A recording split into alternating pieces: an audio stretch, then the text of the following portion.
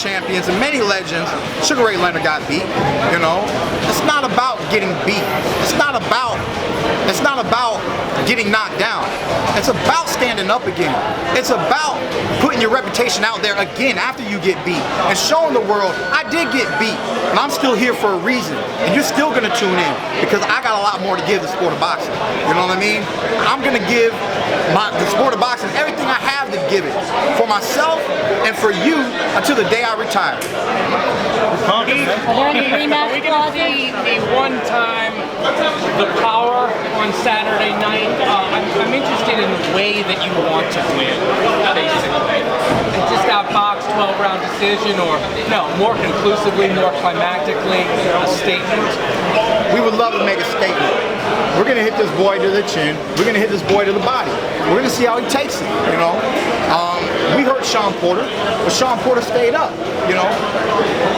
27-0, 22 wins coming by way of knockout. Out of the 5 people that went 12 rounds with Keith Thurman, one was an 8-round fight. But out of everybody that went the distance with Keith one-time Thurman, 3 of the 5 were knocked down. Only 2 have never been knocked down, and ironically enough, it all happened here. It all happened at the Barclays. Oh, y'all just got something in the air, the energy. Y'all help keep these boys on their feet. So yes, Keith Thurman, 3rd time's a charm. I'm coming to put Danny Garcia down. And the winner, what should we, the press and the fans, be saying about the winner on Saturday night? That the winner is highly accomplished. He deserves all the respect in the welterweight division. There is more to give. There are more fighters to face. But right now, I believe that the winner, separating himself holding 2 titles, no other champion will be holding 2 titles, deserves to be the man to beat, the man to watch, the man to see, the man to tune into after Saturday night. You're considered the favorite. Why do you feel that is, and what do you feel that you're better than Danny Garcia at? Almost everything. Less fights, more knockouts. Let's talk about stats. The power's there. He's got an amazing resume. The amazing resume is at 140. It is not an amazing resume at 147. The fighters that he has faced today at 147 were fighters he could have faced at 140. Paulie Malignaggi, Robert Guerrero. I knew when I was facing Robert Guerrero that he's not a true welterweight. He beat Andre Berto. He fought Floyd Mayweather. He's an accomplished fighter. He's done many things, but he's not a true welterweight. I believe that I am Danny Garcia's first true welterweight in the welterweight division. I punch more. I got better footwork, diversity, and I change up. I'm like a pitcher who has more than a fastball, who's got more than a curveball. So I also got a knuckleball and a slider. You know what I'm saying? So I think that when it comes to being favored in this fight, they just see that, you know, Danny's solid and he does rise to the occasion. But, you know, he might not rise up to this one. And it's hard to say. A lot of people say it's a pick'em fight, you know. It's obviously having opinions, but we're gonna fight and we'll see what's up by the end of the night. I know you say you're better at him than at everything. Left hook for left hook. Left hook for left hook. You guys both land at the same time. What happened? Yeah. So, you know, I believe that that's going to be something to be proven in the fight, you know. He's going to be dropping his bombs. I'm going to be dropping my bombs. And let's see what's good. So, I analyzed Danny Garcia's power as such, right? He dropped Amir Khan. Devastating left hook. But Amir stood up, though. Then he dropped him again. But Amir stood up, though. Then he dropped him for a 3rd time. But Amir stood up, though. And then the referee stopped the fight. When you look at how many times he stops people and drops people, most of the time they're standing back up. He dropped Lucas Matisse, but he got up, though. Okay? That went to a decision. He stopped his last opponent, his tune-up fight. He dropped him with an overhand right. I was a commentator. I didn't have to rewatch the fight. I was there. I know what happened. So he dropped him with an overhand right. The dude did the roll back. Stood up though. Then in the later rounds, he was taking bigger punches. The referee stopped the fight while the man was on his feet. Was the man most likely going to get put down? Was he outclassed? Of course he was. You know, there most likely would have been a knockout in that fight. But it happens that he's stopping people more on their feet than out of their feet. So this is another analogy. For some reason, I just really like to reference baseball. I don't even watch a lot of baseball, but I like baseball as references, right? So if I can hit a home run and you can hit a home run, right? But when I hit a home run, the ball gets carried 500 yards. When you hit a home run, the ball gets carried 350 yards. Does it matter? We're both home run hitters, okay? We're both home run hitters. So can Danny Garcia hurt Keith one-time Thurman? Rock would say, yes he can, okay? Can Keith Thurman hurt Danny Garcia? Yes he can.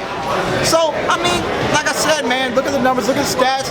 It is what it is. You got two young, powerful guys getting in the ring, 8-ounce gloves, anything can go down, man. This is a fight. It's a sport, it's boxing, there's technicality, but when people are standing toe-to-toe, when they're trading, and the more they just sit there and trade with one another, that's when the boxing match ends up looking like a fight, no longer that strategic. And what's gonna matter in the midst of the fight is defense.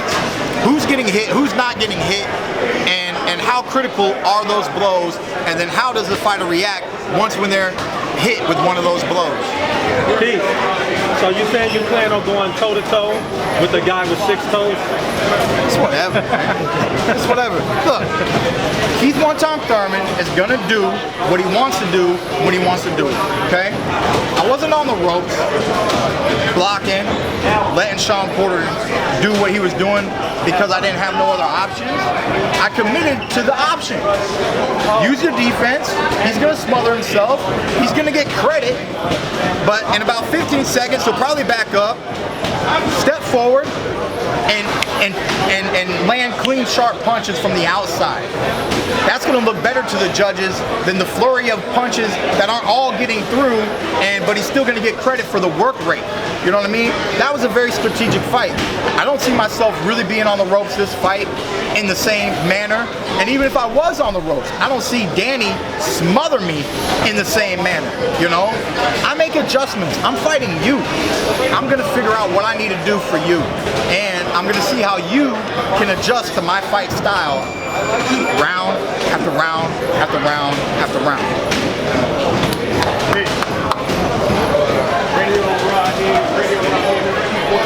I think he missed what I said for the toe with the guy with 6 toes. I think he did.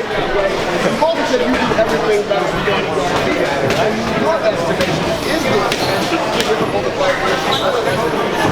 At the end of the day, it's a very common question, you know, especially when you come up in the ladder. A lot of people ask, is this going to be the toughest fight of your career? Is Danny Garcia the toughest opponent today? And I always tell them, ask me the question after the fight. You know, I know that on paper, as we step up, it looks like this guy should be a real challenge. This guy should be a real challenge, right? Sean Porter was that real challenge. I knew he was going to try to bring it, but at the end of the day, he really did bring it. The champion of me came out, the champion of me prevailed. But Sean Porter does hold the recognition of being practically the toughest fight of my career, and the main reason is because it was the closest margin. I don't believe anybody else has taken 5 rounds, has bested me 5 rounds, and had it so that I produced 7 rounds, which was what I needed to produce for victory. We got that victory on all 3 judges' scorecards, but on all 3 judges' scorecards, they gave him 5 rounds. Normally, in any 12-round decision fight that I have won by a larger margin. So with that, and how intense and how much determination Sean brought into that ring that night, you guys know that it was Showtime PBC's Fight of the Year, and And there was a reason for that. We both showed why we are elite fighters in the welterweight division today. It sounds to me like you're thinking that Porter may have been a tougher fight than Danny would be. Let me put your analysis. You got that? We don't care.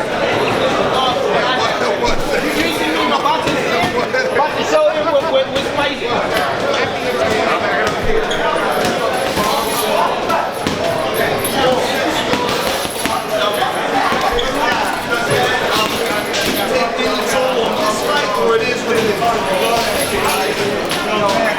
Yeah, right.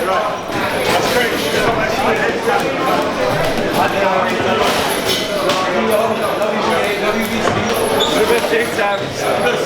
Hey, brother. You good? I'm proud of you, man.